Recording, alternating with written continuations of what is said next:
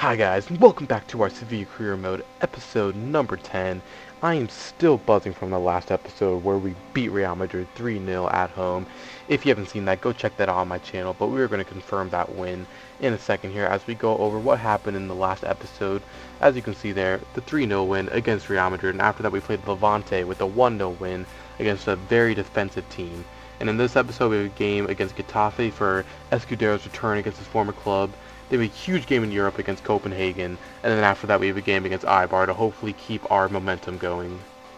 But let's go ahead and jump into this first game against Getafe, which will be at our own stadium, where they are still excited from that last game against Real Madrid. And as you can see by our lineup, we're going with the very rotated side. I decided to stay Bertrand Traore up top because I've been using him out wide recently, but I decided to bring in Alex Vidal at right mid because I feel like to have Vidal and to have Kakuta and to have Bertrand Traore in that lineup, along with Rebello, all that pace in the front is definitely going to cause some problems to Getafe. But as you can see here, we had the first chance with a shot from Banega, but their keeper had a good palm to it. And then we get the second chance of the game 15 minutes in, so this is a very lively game with a cross to Traore, who has such a weak header on it that if he got some power on that, probably would have gone in. But as you can see, we go in at halftime with a very even game. But I was just looking for that breakthrough to get against this Getafe team because they were very good defensively, and going forward they were a threat also.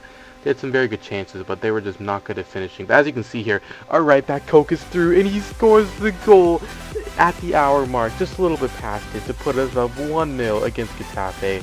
And Koch is honestly, I don't know if it's Koch or Koke, but Koch is honestly a very good right back. He gets forward very well, he can defend, he's the captain of this team, and he is just a very good player all around. And that is a striker finish right there, but we were trying to hold on to a lead at this last second, and unfortunately that shot goes wide. But as you can see by the stats, we deserved to win that game, honestly. I mean, we had 3 more shots on target than them. And let's head into the next game against Copenhagen, which is a huge game for us because we will have to try and get some points against Copenhagen if we want to keep our European hopes alive. And since we rested a lot of players in the last game, we actually have a lot of players, key players available for this game. But as you can see there, we're sitting in third, so if the competition were to end, we would be dropping down into the Europa League, which would not make me happy. Even though Sevilla are a very good team in the Europa League, if you don't keep up with real football, they have actually won the Europa League 2 years in a row now, which is very hard to do. Say what you want, it might be the Europa League. People consider it like a not pointless competition, but definitely not as good as the Champions League.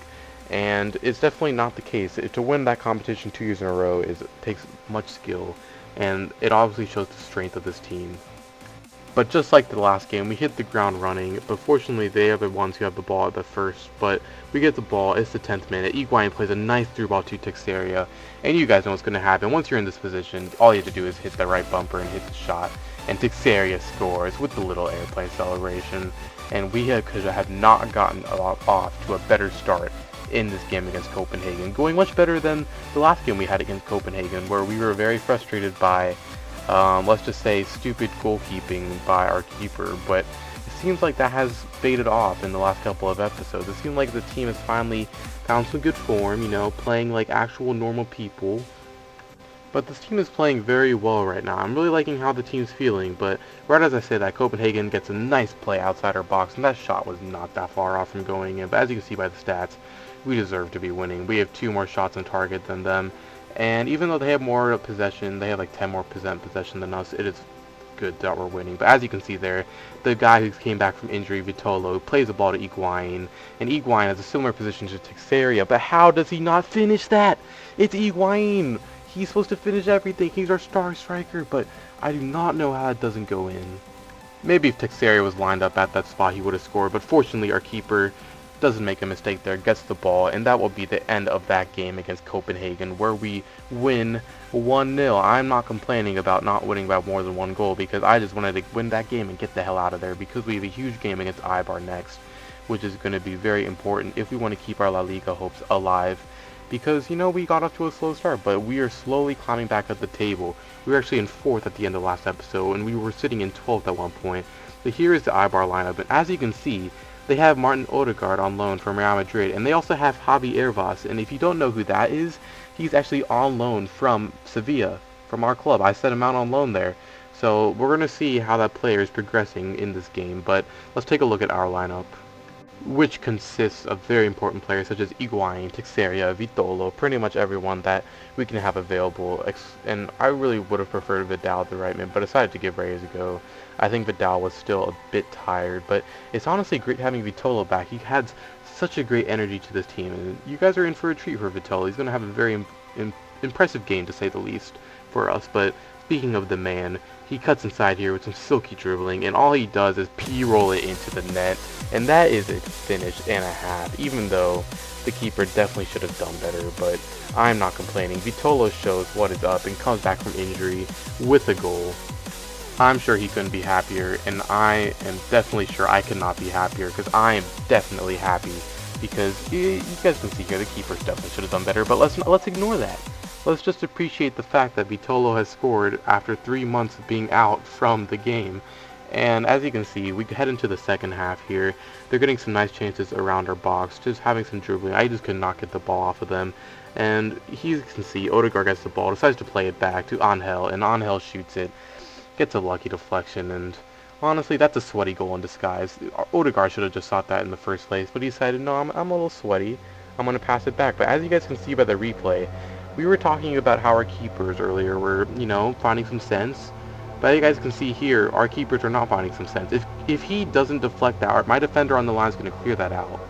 And you can see it best by this angle. See that? If he didn't get a knee to that and put that into his own net, then my defender on the line most likely would have cleared that out. And no guarantees about it, but I'm pretty sure that he probably would have cleared that out, because I don't know, Beto's just screwing us over again. So we head into this game drawing 1-1, but I decided no, I am not going to let a goal like that stop me. So I decided to counter them.